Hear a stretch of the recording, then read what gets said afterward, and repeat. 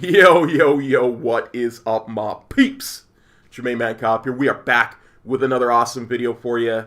And I am here with the Superman to my Jimmy Olsen, the Batman to my Robin, the Spider-Man to my J. Jonah Jameson, if you will.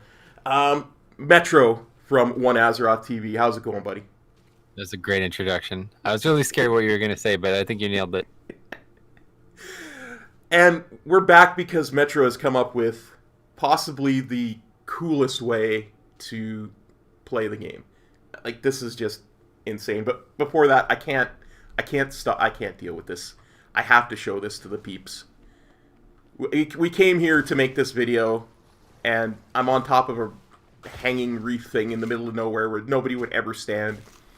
And we've got these two crabs, and they're just going at it. They're just locked in mortal battle. I don't know, what is this? You know, it's the reincarnation of Arthas and Illidan. It certainly is. It's just we could fight all day. They're sitting there fighting for no reason. There's nobody controlling them. They're just we're gonna fight. And the beauty of that, the eloquence of them including that in a zone that is this big and this important, is the reason that we are exploring it at a deeper level. Yeah, for sure. Like, I mean, this is something they don't need to do. In a corner, in the middle of nowhere, that doesn't need to exist for the game to be awesome. But the little details like that is stuff that makes Blizzard games great. I just had to show that off before we started. Because if I break out in laughter, that's why. So, what we are showing you today is kind of a way to scale back all of the extra stuff that comes with the game. You may notice, looking at this, there's not a lot on my screen right now. And normally you may be saying, well, Cop, what did you use the Alt-Z key? Like, no, that would look like this. And that's for if you're taking a screenshot, as Metro so rightly said here earlier today. Like, you can't play the game that way. This is peeling back all the extra stuff and still being able to play the game. And let me show you what I mean. We're gonna go and do a couple of world quests here while we talk about what exactly has been done. So I could start with maybe a little bit of a mindset. Go ahead, you can go ahead and do those quests. While we're doing those quests, you're going to see what combat looks like with this. I feel like this is a very cinematic experience, and like Cop brought up the Alt-Z thing. A lot of people, like, I kind of came up with this because a lot of people were saying, like, oh, you know, it'd be interesting to do a full playthrough or something with Alt-Z on, right? And that sounds good and all, but you cannot play the game with it. There's just too much that's hidden. So instead, what we did was we basically backwards engineered the importance of what you're hiding and left the things that you cannot play without. And yeah, we're going to go through every single thing. I have a Google document that is showing all of it, and Cop's hopefully giving you a good visual indication. I think it's pretty clear that there is almost nothing on the screen, but there are some things that you definitely want to have on there. So yeah, how's it feel so far? I'm loving this. Like, I thought this would be super scary to play this way. It's really not. Yeah, Cop was like legitimately worried when we first talked about it. I think he thought that he was not going to be able to play his character. But you'd be surprised that after playing a character for thousands of hours, the muscle memory is there. Even if you find yourself constantly staring at your bars and you're not 100% confident in your keybinds, if you just kind of like played blindfolded for an hour, you'd be surprised at how good you. Absolutely. Oh, Iron Zoko's almost dead. You got him. No, I didn't get him. Bad Ret Paladin. I mean, that guy's got the best name, maybe. Or Dino Bambino. Dino Bambino. China Joy. Yeah, these guys have bad names, so let's not focus on. Yeah. Let's focus more on this. Like, one of the things I'm kind of guilty of is this is a huge weak ore I've got here. It's Aphanar's Monk Suite, and I don't look at it enough because I'm constantly looking at my bars, but even just doing this for a few world quests is making me better because I'm looking at the weak ores. I know what's up and what's not now. And that's just amazing to me. And it's so immersive. It's so good. Yeah, it's almost funny, right? In the age of information, how much, and this is a really odd thing to get onto, but like how much we rely on that abundance of information for dopamine hit. When you have 1,000 things on your screen, it's like you have 0 things on your screen because your mind is not able to do anything with that much information all at once. So you kind of just revert to like primal instincts, like you might just be staring at the action bar the whole time, even though you got 1,000 weak cores on your screen telling you what you need to know. Like I do this too on my DK. When things go bad, I'm constantly locked into one area on my screen and missing a lot of things. Like we actually have it all the time, you know, like I'll be missing blatantly obvious things on my screen because I'm just staring at the cooldown for a single spell or something like that. So even though this was not meant to be a challenging, like a training exercise or anything like that, I do think that if you play the game with like a weak ore set and you just turn everything else off, it will help you get more in line with the information that you need and you don't need to be able to play the game. Absolutely. And as you see, this nice stuff pops up, and I can still access my bags and everything. And right. So if you had Alt Z off, you couldn't do any of that. You couldn't hover over the names and see what type of mob there is. You couldn't see like if there's a O of 8 done for a quest. You couldn't see any of that stuff. It would all be hidden. So what we're trying to do here is just cut down the clutter that the game provides, make the questing experience feel a little more rich with some different add-ons and techniques. And also, of course, just get a more cinematic experience. Absolutely. Okay, I think you're good with the world. Yeah, I think we've done the world quest. Let's go and sit on a thing, and we can turn it all off and then turn it back on, and we'll show them how it actually works. So, first off, to get it all back to what it would normally look like, we're gonna go /reload. Yeah, so out of the gate, immediately here, I want to make this as clear as day. This is not permanent. If you want this to be permanent, you need to make an add-on, and I don't know how to make an add-on. I could look it up, but I'd rather not make an add-on because I don't want this to be permanent. I want this to be something that I could use whenever I want in almost like a piecemeal format, one thing at a time here, one thing at a time here, and I do not want it to ever be something that I'm stuck in and I feel like I'm like married to. So yeah, I think this is going to be so let's go through it all. Okay, so as you see, got everything back, and one of the things I just want to mention off the top is it really, to go back and forth between this is good. Like if I was to use this for a leveling challenge, which really good idea, by the way, every time I got a new spell, I would want to bring it back and then reset it. So you can set up macros to do all this eventually, but we're going to show you line by line in a Google document. Now actually, let me bring up that Google document so you guys can see, and I'll put a link in the description to that Google document, and it'll give you all the different things that we can do or all the different bits that get us to where we were at. So first off, I'll bring this up here. And on the document, once he has it up, you'll see the a little bit like a purpose for every one of these things, a small description of it, things that are interesting, and then just a thing that you can copy and paste and either put in. I would recommend making a macro for all of these, or getting an add-on that will allow you to make one giant macro and just putting all of it in. Most of them are toggles. There's no penalty to just making a giant macro and spamming it. That will work fine. I've made sure of it. But there's a couple things that will not turn back on automatically by hitting the button a second time, just because of how it works. But in case you're not aware of this, like the game fully allows this. It's not like you're not going to get banned or something like this. For whatever reason, the game allows you to manipulate any of the UI elements. And if you ever need to see any of the UI elements, like if in the future one of these doesn't work and you need to figure it out, you can use a command /frame stack. And it will allow you to hover over any of the UI elements and tell you everything you need to know about them. Absolutely. So let's start first. We're just going to go down the list here that I've got on screen. First thing we want to do is we're going to hide the minimap. This is very similar to what we did in our leveling when we were doing our Dark Iron Dwarves. So this first little bit, I'm going to copy. And we're going to paste.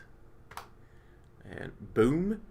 And that's important to note that it's Minimap Cluster, and that is everything that's attached to the mini map. So like you often have little add-on widgets on there. You have the time, you have the name of the zone, you have the calendar, some other things, right? So that is going to hide 100% of that. You can mess around with if you only want to hide one or two of the things. Again, you can use /frame_stack and see. You could see the calendars, whatever the name of the calendar, the name of other things like that. Absolutely. And the next one that we're going to do is we're going to do the objective tracker. So let's get rid of that. Thanks for rolling on through. And that's important because, you know, when you're questing, quests automatically track nowadays. In the old days, you had to track them, but now they just track automatically. And I feel like that really ruins the exploration element of questing, especially if you've done the quest before. I don't think that is something that should be forced for me to track. Like, I'd have to turn it all off if I picked up 5 quests. So just turning that off by default is very nice. But it also is going to turn off some other things, like any pop-ups. Like if you're in Zuldazar and an invasion starts, that won't pop up. But it's also going to turn off autocomplete quests. For some reason, that thing is mandatory for autocomplete quests. So instead, what you have to do for those is you have to open your map and you'll go to the quest and it will say autocomplete at the bottom of it, and you just press that. We found that out in that series that you and I did together as well, but that's just something to keep in mind. Next, and I'm going to deviate slightly from Metro's document here because I use an add-on called Bartender to manipulate how my bars look and where they go.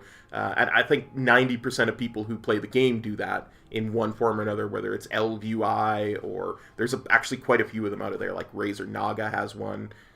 And if you're using the default bars, though, you would want to use the ones that Metro has in there that would just hide the default Blizzard UI bars. What we're using is we've used, as Metro said earlier, the frame_stack command and looked into Bartender itself to find the ones that would relate to how I'm doing it. So I'm going to do those here while Metro talks about his action bar stuff here.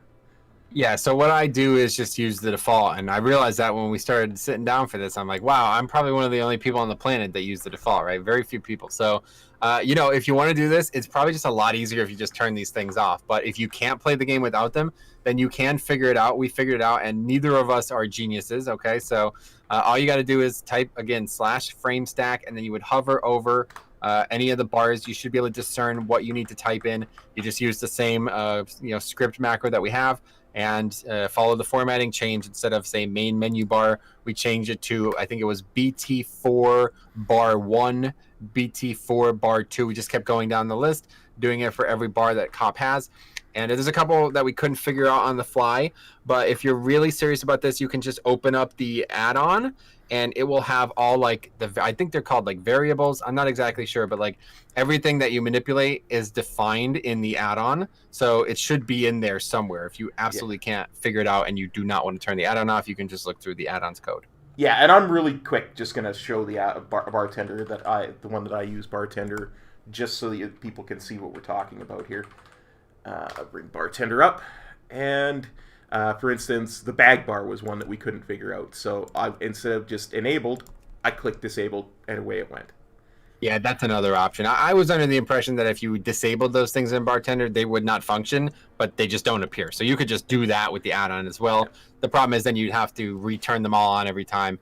So I think it's easier to just use the script, because then when you reload, it's going to... Absolutely. I totally agree, Metro,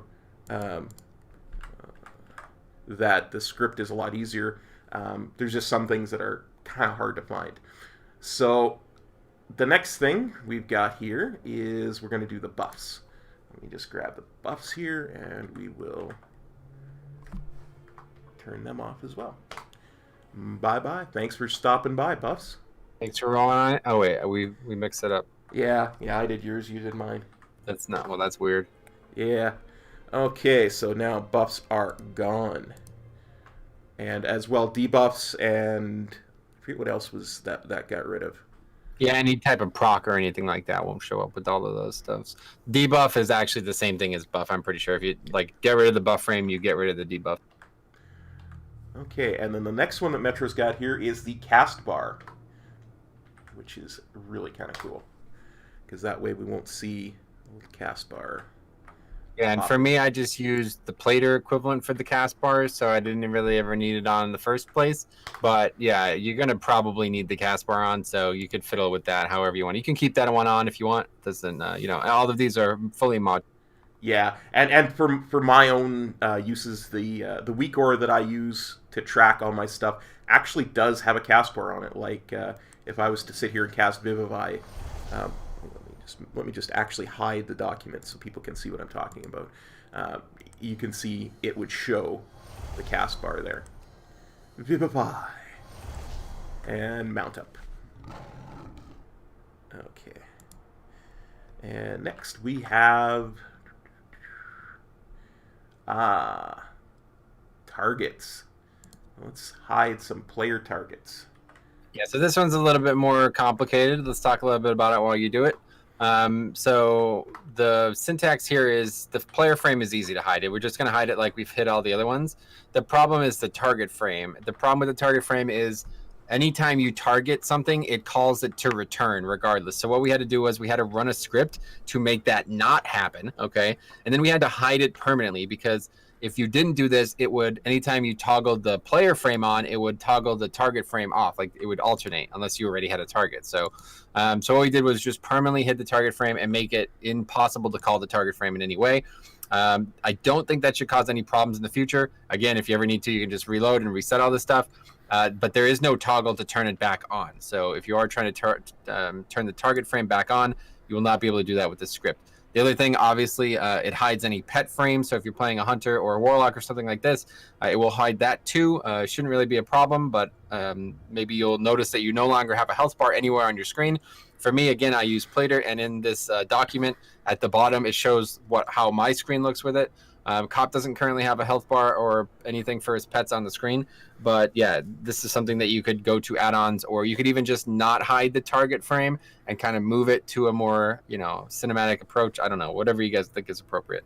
Yeah. One thing I did want to ask about is what about pets? Like, I mean, I think it's kind of what you were just talking about there. So it should hide all the pets' health bars and stuff like that too, right? Yeah, the pet bar is technically attached to the player frame, and I couldn't find a way to get one without the other. So, yeah, that's the only regrettable thing. I was doing this on a warlock, and my pet's health is just not available. I'd have to make maybe a weak ore for it, which is totally possible, but at the moment, I don't even need it. The pet barely has threat, so it's not. Okay, awesome. So, next thing we're going to hide is we are going to hide the chat frame. Oh, this is a big one, guys. Yeah, now this is a really complicated topic. This is why it took me months to do this instead of weeks. And not like I coded this myself, but it just took me a while to find the right things. There's actually a couple really important things to realize when you're hiding chat. Hiding that giant block of text is no small feat. And you could tell by that freaking script that he has there. That is no small feat. So just go ahead and do it. But then you'll notice that there's these icons on the left, which are also part of the chat that are not hidden. So we have to hide those three things individually. Probably just want to make a macro and hide them all at once because there's no value to any of them really.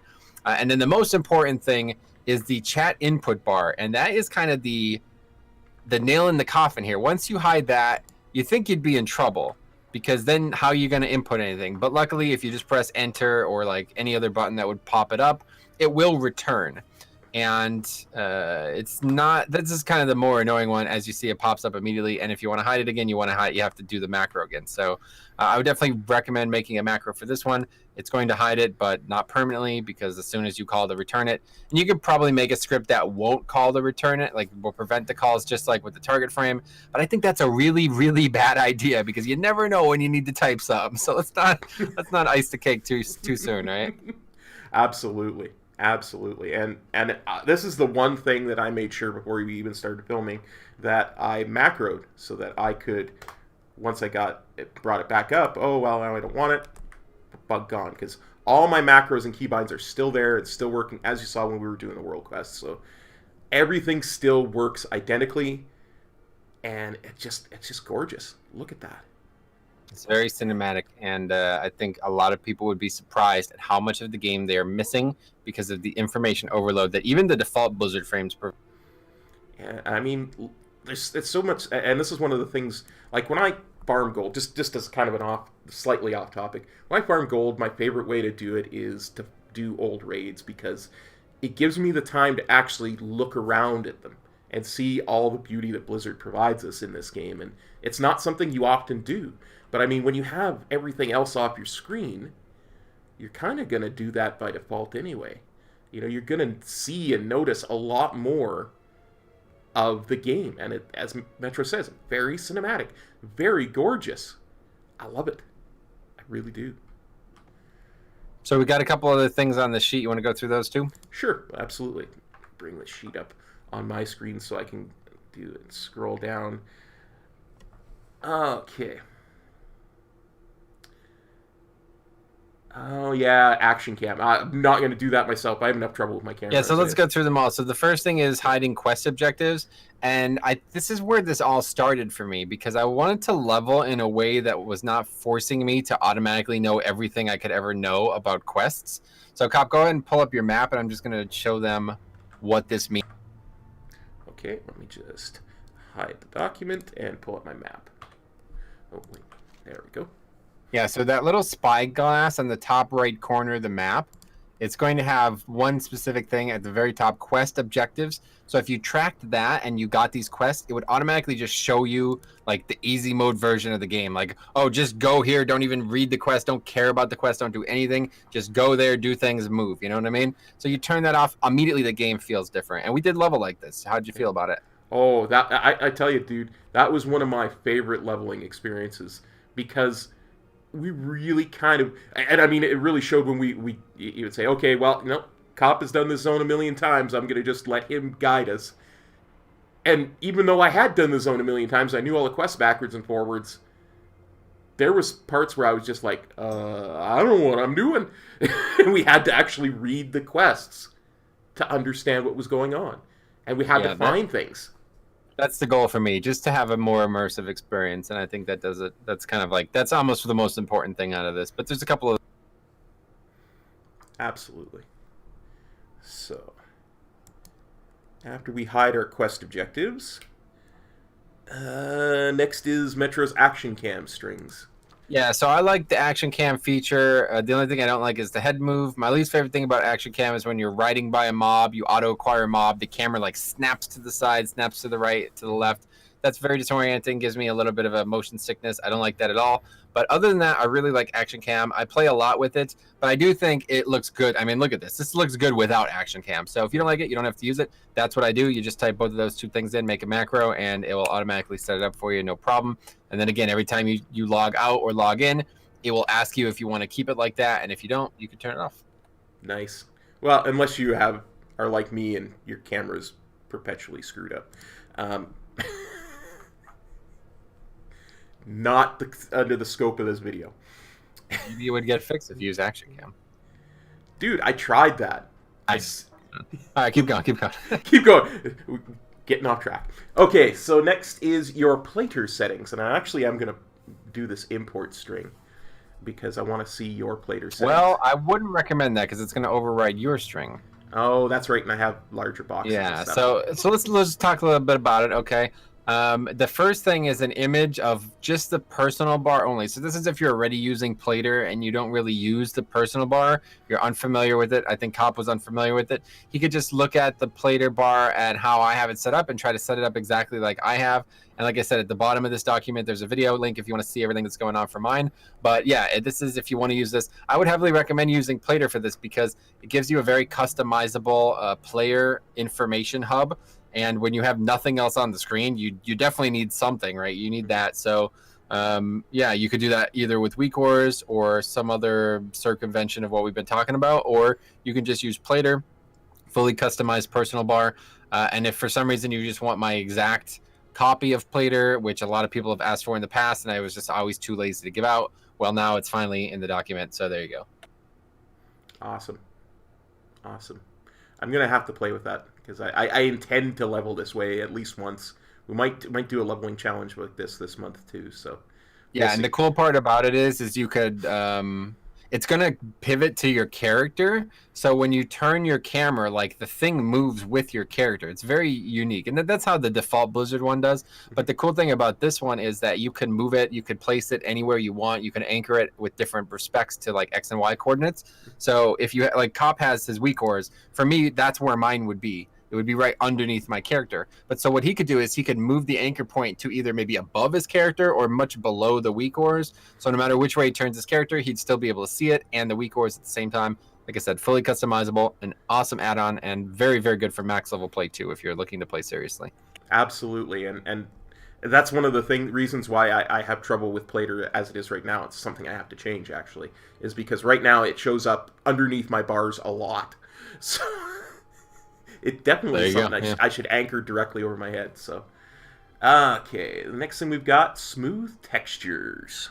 You know, this is a bit of a weird topic. I don't think it really has anything to do with this, but I worry that if I do this a lot, people will start asking what it is. Basically, I got it from Naga. The dude's name is like Nagi now because I guess he was worried about racism or something. I don't know. But anyway, he's a guy from Method, one of the best blood DKs in the world. I used to watch him all the time in Legion. And he has this custom skin, I guess, for his raid frames and stuff. I just took it from him. Since then, he's made it like a Patreon perk.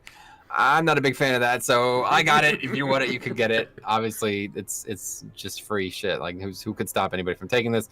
And then I have a small video in that section there to show you how to install it, because it is kind of complicated. It's not an add-on. You have to actually add it to your game.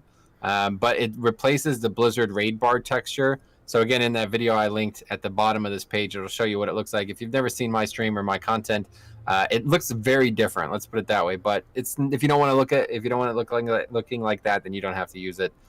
Cop's not using it, so it's perfectly fine to not use that. Yeah, for sure. And then we've got something that Metro is a huge fan of. I'm not such a huge fan of because I find it really hard to see things, just because my eyes work differently than most people's, and that is the nighttime changes that he does. Yeah, there's two main things. I'm like physically attracted to nighttime. I don't know why. I just am. And these toys or items are absolutely insane. Like, I love them. I love being in certain zones. I'll tell you, Winter Spring at night when it's snowing. I was just there this afternoon while I was streaming. Gorgeous. Just the best place in the game. One of them is a toy. It's called Shade Scale. And what it does is it automatically turns the skybox and like daytime to midnight. So whatever it looks like at midnight is what it looks like. So usually like very deep black skybox. But the thing is, that one is pretty outdated in some zones. Like if you go to like, let's say Ashenvale. Ashenvale's nighttime skybox look almost not like it's almost exactly the same as its daytime skybox. That's how little effort they put into some zones. But then if you go to, like I said, Winter Spring, it looks entirely different. The lighting in the zone is different. The little lanterns on the fence posts are different. The whole zone looks different, and that's just with the shade scale. Now, the other item is the Inky Black Potion, something that was added in 7.2 or something like that in Legion. An incredibly underdog addition of the game. One of the coolest like cosmetic things that they ever added. It changes the skybox from whatever it is to just pitch black. Like, it is black. It's not nighttime, it's black. And there's stars and other stuff, but it's just like pitch black. No light comes from the skybox or the weather box at all. The game looks entirely different. Like, it's not even the same game, and it will make any lighting in any zone stand out like crazy. The only thing is, like, Cop is kind of like, if you played with Shade Scale, you wouldn't see any different. You play at nighttime all the time. You don't notice this. But Inky Black is what he's talking about. It's physically difficult to see things when Inky Black is out. That is how dark the game is. Not everybody likes that. I don't even really like that in some zones. The way I use it is if Shade Scale does not deliver the experience I'm looking for, I would use an Inky Black Potion. There's not many zones like that. The thing about Shade Scale is it turns at nighttime, so it keeps rain and snow and these weathers, and it keeps like ambient effects like birds chirping in the day or crickets at nighttime. These things stay, but with Inky Black, it just turns off all of that and just makes it pitch black in the zone. It's just a whole different experience. Absolutely, and I mean, if you've ever watched Metro, you know what Inky Black Potion does, because, yeah. Dude has been after it since it came out. So, and let's have a look. What's the next thing in our thing? And, oh, yeah, this is the last thing. And I think I actually do this anyway. And that, because this is one of my favorite things in the environment, is I love the weather and WoW. I absolutely love it when it rains or snows or what have you. But man, this is awesome. And this is the common complaint. Now, there's people have said that they've changed back to default. This is what used to happen in Classic WoW. If you played the original Classic WoW client, there was a weather slider. It was like 1 through 7, and 7 was like you barely could see the screen. That's how bad the weather was. Now, at some point, they changed how weather worked. Okay, but people thought they removed weather. They did not. What they did was they changed it to a density system, and they made the density 0. So that meant that for 99% of the game, you would not even see if it was raining. Like, it would be raining so lightly that you would not even see it. They did this in Cataclysm. They made the default 0, whereas in Classic, it was probably like 4 in the slider of 7 or whatever. Mm-hmm. Now, people are saying that it's back to being 3. I don't know this to be true because I've had it at console weather density 3 forever. All this is a console command, which is a whole different topic, but you can just copy and paste that into your chat box and it will run it. And you probably won't know if you change anything unless, I don't know. But either way, that is the maximum density for weather. And you will know it when you see it in a zone like, I think probably most notable is Stone Talon Mountain or Stranglethorn Vale or, any place where weather happens a lot. You're going to notice it if you had it on low density because you wouldn't even see the rain. Now it is raining so heavily that it is actually affecting the visibility in the zone. Yeah, absolutely. And it's just gorgeous. Like I said, one of my favorite things of all time in the game is when there's really heavy weather. So I like that you put it in there, buddy. I think that's pretty much it for this Google document. Metro's also got a little end result video there. I highly recommend having a look at that because it's really quite cool. Yeah, just a little demonstration of it if you want to see it from my perspective. On the right side, too, there's a little blurb about some things. You can read through that yourself. One thing I will recommend is an add-on called Opie. The reason I recommend it is because it basically adds like a visual bar to your screen that you can keybind. And the way I did it was I just have like 6 or 7 macros to press through. Cops copy and pasted it, and I'm sure eventually he'll make macros too. Mm-hmm. But for this, you could make a macro bar basically that you just open and all the macros might come up. Or you could do a add-on like Opie or another add-on that extends the macros character limit. Currently, it's 255, so you'd only really be able to get 3 of these scripts in a single one. But if you wanted to add all of them, there's a paste bin with every single one on here, all in one list. You can just copy and paste that in, put that in any add-on that will allow for an infinite character macro, and then you can just press that macro once, and everything goes away in an instant. So, very nice, very nice. I totally agree. One thing I'll add of my own that I tend to use, and I think Metro uses has used an add-on for this, is when we come to the actual quest boxes, we're talking about cinematic experience in this. I like to use an add-on called Storyline. And what that does is it actually brings up a box when you're accepting a quest that shows your model and the NPC's model and kind of scrolls the text so it looks more like you're having a conversation with the NPC. And I think Metro's used one called Immersion. Immersion. I need to add that to this sheet. Yeah, that's something I just completely forgot about. I've been using it the whole time. It had nothing to do with this. I think it does look better, but honestly, the main reason I'm doing this is because I kind of want to, when I go on to the eventual alpha for Shadowlands, maybe that'll come in the next 2 or 3 years, you never know. I want to be on there, and I want to be able to do this without relying on add-ons. So I didn't even think about Immersion because I've been using it the whole time. But all of this stuff can happen without any add-ons. And I don't really want to rely on add-ons, but yeah, if I was doing it on live servers with fully working add-ons, then I would have Immersion too, because it just changes the way the quests look, and it's a little bit more cinematic too. Absolutely. So I think that's it. Like, just look at how beautiful the game looks when you have everything, guys. It's just gorgeous. It's a whole new experience. It's like, I think and this is what, when Metro and I were talking about this, I kind of compared it to Witcher 3, where, you know, it's a first-person, or not first-person, a single-player RPG experience where, you know, you're kind of running around. You wouldn't have a quest tracker with a arrow that's pointing you everywhere with little things on the mini-map, and you wouldn't have your quest tracking up or all your action bars there. So it really kind of gets World of Warcraft into that kind of feel. Yeah, it's kind of crazy, man. Like, the fact that the game is an MMORPG is obviously its core fundamental principle, but the fact that it's an MMORPG has really ruined the game in some ways. Like, there's so much clutter between, like, the guild's interface and all those little bars and buttons on the bottom right and bags and all these different things. It's like, you don't need to have any of this stuff on the screen. You can play with none of that on the screen and still play the game, just like any other game. Like, you play like a Skyrim or any single-player game, it's not going to have action bars all over the screen and menus all over the place and 12 settings for a simple thing and automatic quest tracking. Like, The game is about exploration. It's about immersion. It's about being a part of your character's experience. And WoW's just kind of gradually become the opposite of that. So this is me returning to our roots here. And you can actually do this in Classic, too. This is not a video about Classic, but you can do the same thing in Classic. I'm not 100% sure that any of these scripts are going to work in Classic, but you can do /frame stack, find the things that are equivalent in Classic, use the exact same macro to hide it there, too. So, yeah, I mean, it's an option for any version of World of Warcraft. Absolutely.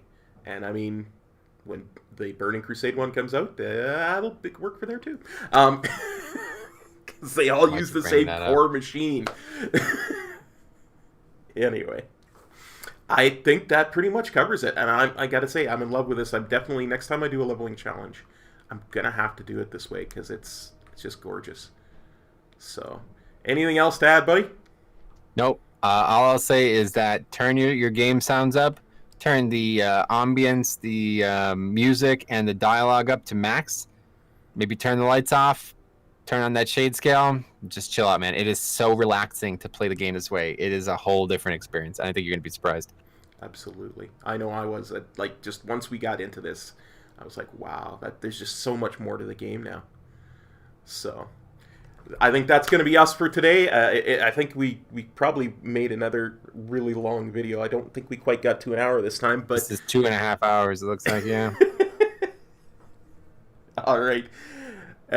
Take care, everybody. I'm going to head out before I start bursting out laughing and we start talking about flying whales and other things that I lose control over, emergency baths and stuff like that. So, take care, everybody. Peace. Cop out.